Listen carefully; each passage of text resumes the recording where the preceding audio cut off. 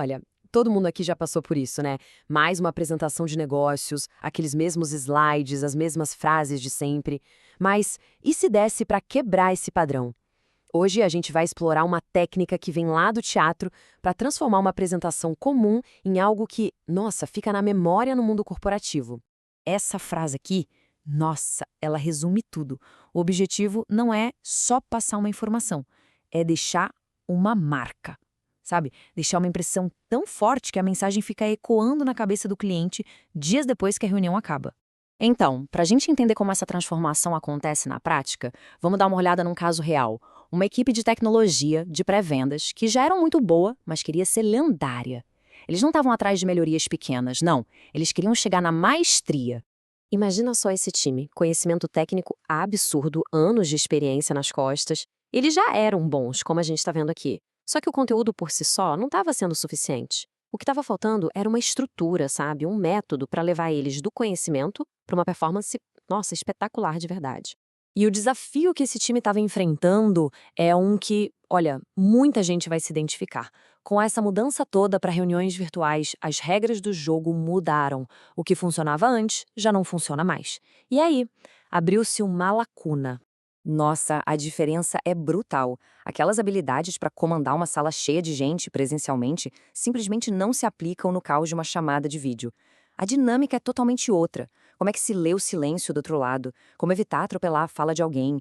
É como se fosse um palco novo com um roteiro completamente diferente. E aí que a coisa fica interessante. Porque para repensar completamente a apresentação de negócios, a inspiração veio de um lugar que ninguém esperava. O palco, o teatro. Pois é, a resposta para esses desafios todos está num conceito central. A ideia é parar de pensar em apresentação e começar a pensar em uma performance super bem elaborada que a gente vai chamar de a peça perfeita. Então, qual é a grande sacada aqui? A peça perfeita é uma estrutura que transforma dados em drama.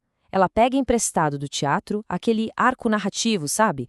Para levar o público numa jornada. E para onde essa jornada leva? Tá, mas como é que essa jornada funciona na prática? Bora mergulhar nessa estrutura e ver como esses 5 atos se encaixam para criar essa experiência. Olha só, esse aqui é o mapa do tesouro, o roteiro da peça. A gente começa com um prólogo, só para preparar o cenário. Aí, o ato 1 já chega revelando o conflito, o problema.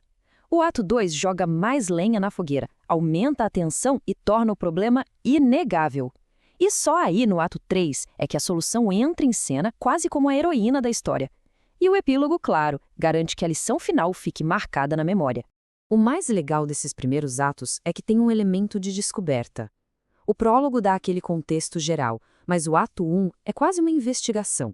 Muitas vezes o que acontece é que quem apresenta acaba mostrando um problema central que, pasme, nem o próprio cliente tinha sacado ainda. E aqui, gente, tá o pulo do gato, o coração da estratégia. O ato 2 não é para passar a mão na cabeça do cliente, é para confrontá-lo com a realidade. A ideia é criar um desconforto produtivo, fazer com que a necessidade de mudar seja tão clara, tão urgente, que não dá mais para ignorar.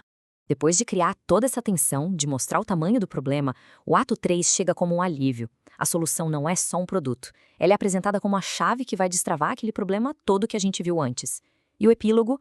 Bom, ele não só fecha a cortina. Ele abre uma porta para uma nova forma de enxergar as coisas, deixando o cliente com uma visão completamente transformada. Ok, mas para que todo esse teatro? Literalmente, né? Para que serve toda essa jornada super bem elaborada? No fim das contas, tudo isso leva a um único e poderoso objetivo. Qual será? O objetivo número 1, o grande final, é causar uma mudança de perspectiva, uma virada de chave. Não é sobre vender alguma coisa, é sobre reformular a realidade do cliente. É sobre criar aquele momento eureka, sabe? Tão forte, tão marcante, que fica impossível esquecer.